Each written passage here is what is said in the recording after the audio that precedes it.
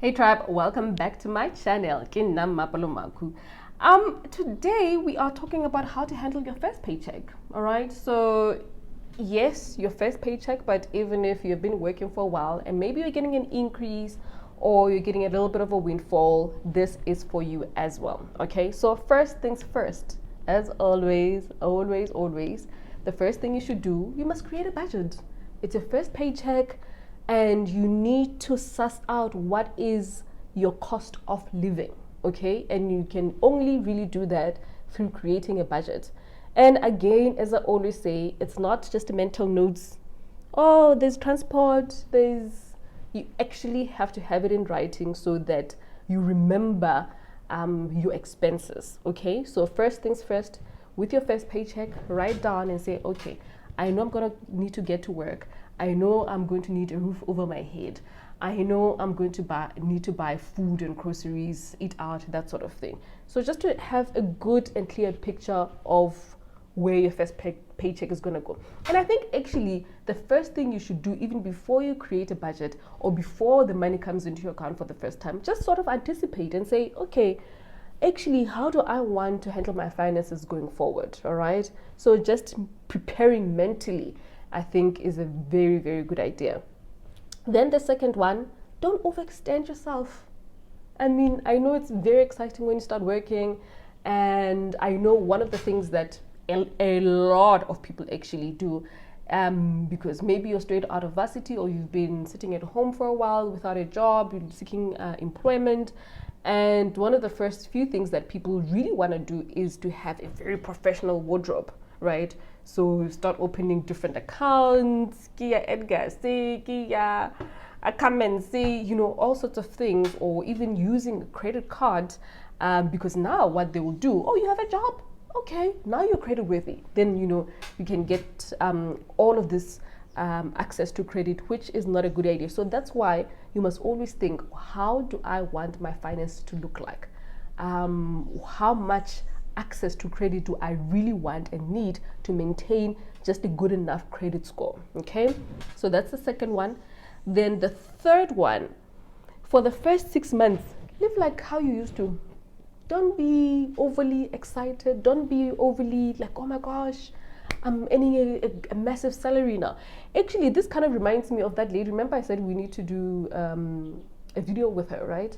The one who bought a Mercedes Benz because, she was like, I just qualified, I'm a CA, I'm out of here, earning a lot of money. Yes, she was making quite a decent living, but she started adding all of these costs, all of these expenses, and she realized that, actually, it's not that much money. It's not a whole lot of money.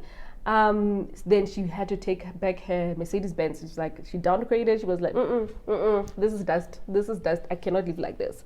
So I think for the first 6 months, you truly just get into the groove of things, get to know your finances a bit better, get to know how your spending habits before making big financial decisions. I think it's very important. And if you do stay at home, I know for some people definitely it's not practical to stay at home, but for those of you who can, just stay there, chill a little bit at home, do it for a year, do it for an extra 6 months or a year, and start saving up for a deposit and maybe 2-3 months worth of rent, okay?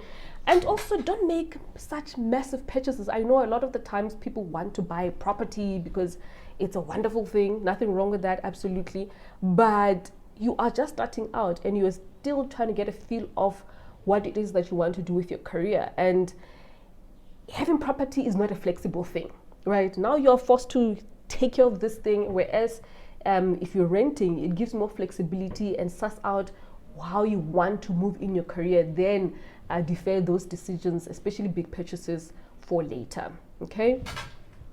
Then number 4, make a plan to pay off your student loan. If you have student loans, if you have any type of debt, one of the first things you should be doing really is saying, how am I going to get out of debt? What often happens, life catches up, then you have all these other expenses, and now you just get into that rat race of just paying off debt, getting more, increasing your income, but yet you still have debt from 10 years ago. Okay? Then number 5, this comes from Pam. She says, take yourself out for lunch. I was definitely going to say that as the last point, but I mean, we can include it right here.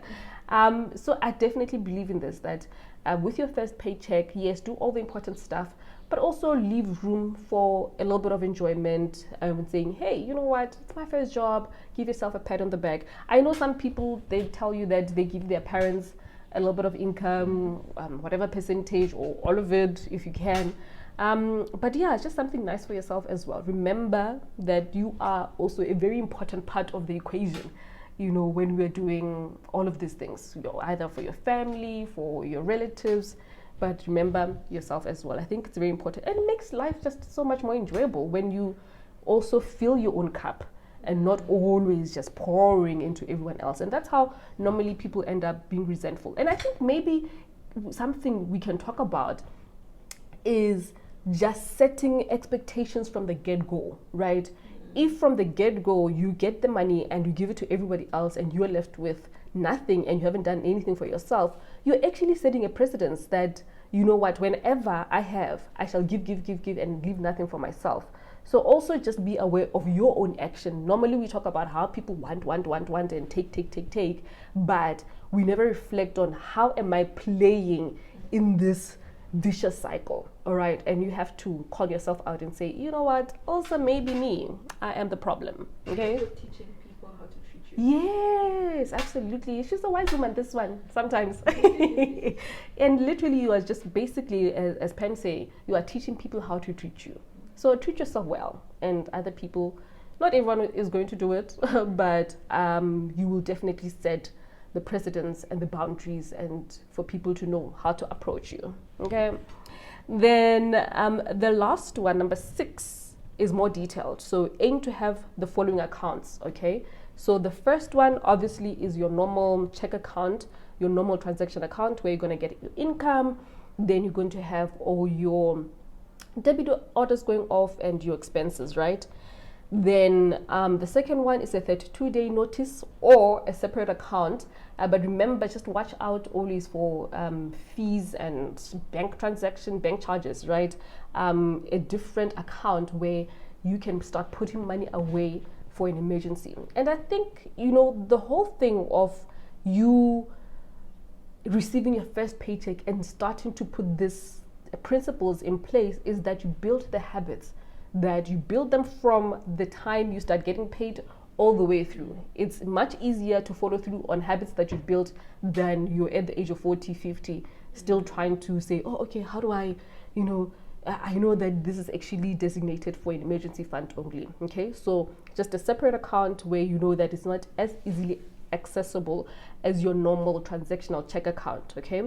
Then for long-term investing, especially if you're starting out, I always recommend a tax-free savings account. It is a brilliant way. Remember, there's no tax on it. If at the end of the day, together with what you've put in plus the interest that you've earned it's $1 million, at the end of the day, Sarah's like, okay, go and enjoy your money. So there's no capital gains tax, there's no dividend tax, there's no income tax, there's nothing. What you put in there, whenever you decide to take that money out, and whatever has accumulated in there is completely 100% tax-free. So I always recommend a tax-free savings account. And remember, you do it as a long-term investment. You don't take it out at the end of the year to go partying. You don't take it out to go to your friend's wedding. You don't take it out to go to on a holiday. It's actually a long-term type of investment. And that's how you really see the benefits of it, okay? So don't do it with your bank, just rather do it with an asset management company. Know that is you're investing it perhaps in a high equity fund or in an exchange traded fund that follows equities, okay? Then another account you should aim to have is short-term savings account. So I think this one speaks very nicely to maybe for the first 6 months, just live at home if you can afford to, live with some friends so that you can start saving for a deposit on a car, or saving it for a deposit on your rent. The one rent plus Deposit. yeah, the one rent plus a deposit, right? Some places even 2 months, okay? So just making sure that you are actually pacing yourself nicely. You know, what often happens is, okay, no, you want to move in into a new apartment very quickly. Now you get there and you're like, shucks, this place needs curtains. Yeah.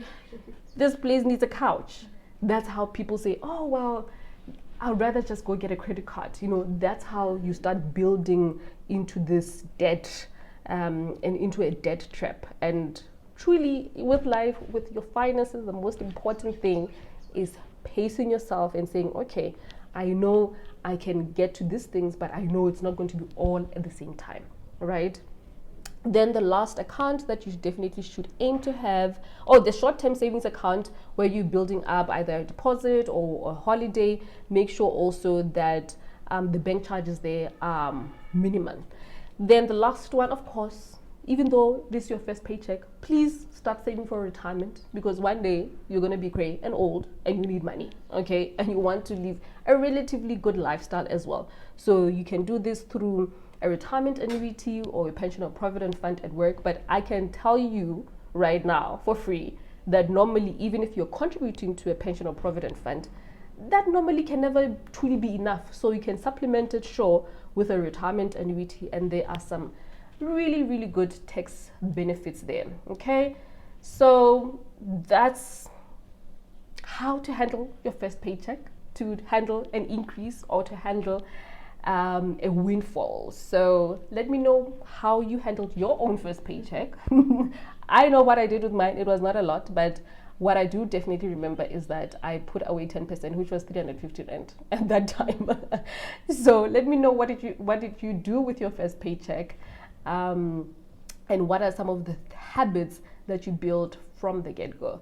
Another thing, tribe, some of you have been asking me on email if I do offer one-on-one coaching. Yes, of course I do. Then I also offer couples financial coaching. I have an online course to which more will be coming up really soon, and I offer my book on my website as well, and it comes signed. So I'm going to leave the link below so you can access all this information and book a call with me. Thank you so much for watching. As always, remember to subscribe. Remember, I just kicked that thing. Remember to subscribe, like the video, and share, and I will see you soon. From myself and Pam. Bye. Bye.